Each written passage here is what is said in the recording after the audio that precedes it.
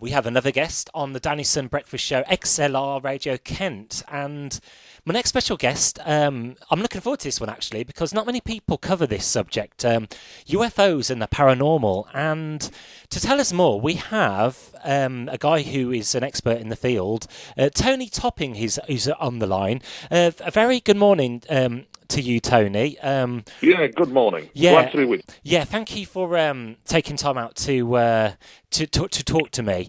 So UFOs, what is a UFO for people who do not know? Well, a UFO is many things to many people, really, and there's always going to be a chuckle factor involved in anybody who's involved with the UFO phenomenon until you start getting really deeply into it. But for example, UFOs, many things to many people. UFOs can be satellites. UFOs can be aeroplanes. Yeah. UFOs can be plasma. Very important. The plasma element of the UFO phenomena is a very important subject field. UFOs can be weather anomalies. But then there's this 5 to 10% where UFOs are something else. Mm-hmm. And in fact, UFOs are actually unidentified flying objects from places where we are not alone, occupied by people from other worlds. And when you start getting into that angle and that area, very strange things can happen in your life. But for example, the MOD spent a fortune on Project Condign, which was the analysis of plasma and plasma gas and flying plasma in the UK air defence region. The Pentagon recently released, not the Pentagon, but an element of people outside the Pentagon, I think it was, released some footage called the Tic Tac incident, where the Nimitz carrier aircraft from there had engaged a UFO that took off at speed and all that kind of thing from an aircraft, from an F-14, I think it was, yeah. So many things to many people is the UFO phenomenon. But there is a disturbing cover-up in place regarding it. So thanks for clearing that up. And are you a believer that the truth is out there? Do you think there is another force out there other than just human beings? It's not so much a question of belief and not a question of faith. It's a question of fact, yes. For example, if you look at two examples, really. Admiral Hill Norton, the NATO Secretary-General, Admiral of the Fleet, who clearly indicated in public that there was a UFO cover-up. The head of the Belgian Air Force, who clearly indicated that his jets had been scrambled, his Air Force had been scrambled to intercept flying triangles across Belgium airspace. Some of these flying triangles were reaching speeds of Mach 12 to a dead stop. And he said in public that his Air Force was possibly tracking something that was not human with technology that his Air Force did not possess. So you can see this kind of famous quotations from very famous people, from generals to astronauts, that the presence of the UFO phenomena is real and it is there.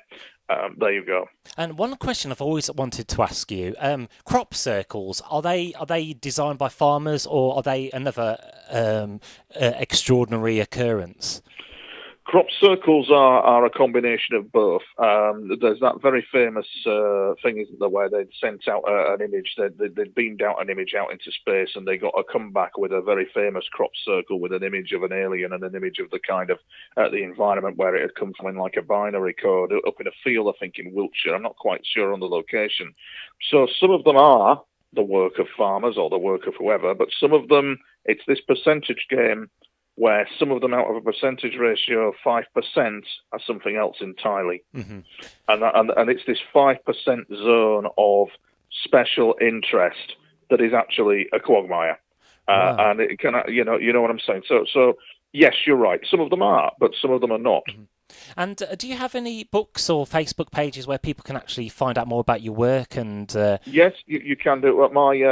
They can go to. You can just look me up on YouTube. Just type in Tony Topping into a search engine. My website is currently under construction, but that's TonyToppingUFOs.com. Okay. Great stuff.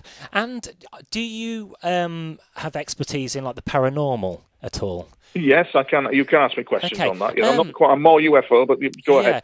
Do you know much about night terrors, when people actually wake up in the middle of the night for no reason? They're just like the heart's pulsating. They don't know where they are.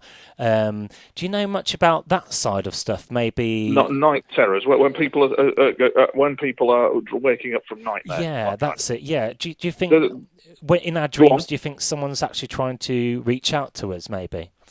There's a possibility in dreams of kind of interaction with another realm, with another spirit world. There's a distinct possibility that can happen.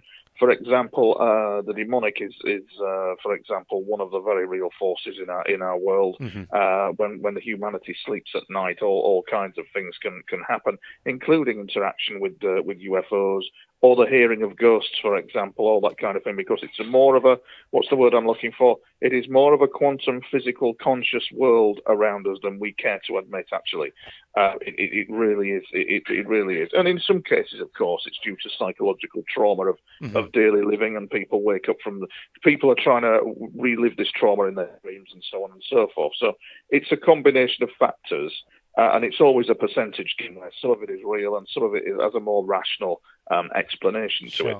And finally, ghosts as well. Are they? I know people make a joke about them, but are they spirits? Are they out there as well? Ghosts are, mate. Yes, ghosts certainly are. Ghosts are a very real phenomena.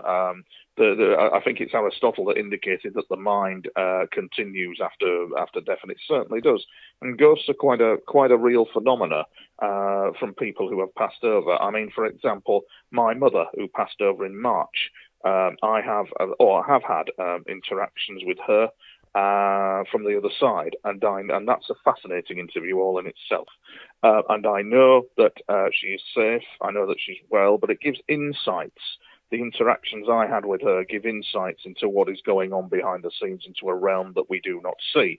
And it's a very real scenario that an afterlife is in place, and the science behind that and the quantum complexity of that is staggering, frankly. That could actually happen. You imagine the complexity involved of hearing or even speaking to a ghost. The quantum physics involved is absolutely staggering. And just finish on one more question.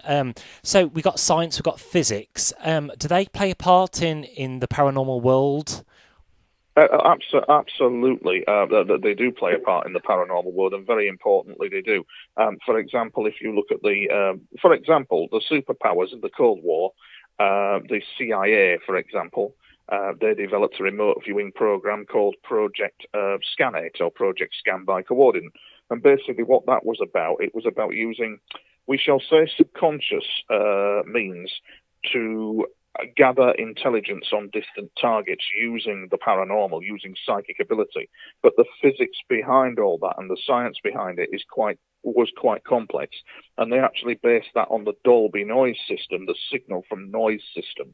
The CIA spent millions on developing this, and it worked because there is a precise physics behind the paranormal. I would recommend the work, for example, of Rupert Sheldrake. He springs to mind in his work on biological field effects. For example, there is a complex biology present, or a complex signaling interaction present, when a dog is at the window waiting for its master, knowing he's coming home, and the master could be 30 minutes away on a train. Oh, which brings to one more final question. The sixth sense, extra sensitive perception, what does that entail, and is that actually there? That's a complex question, actually. How could I explain that one to you?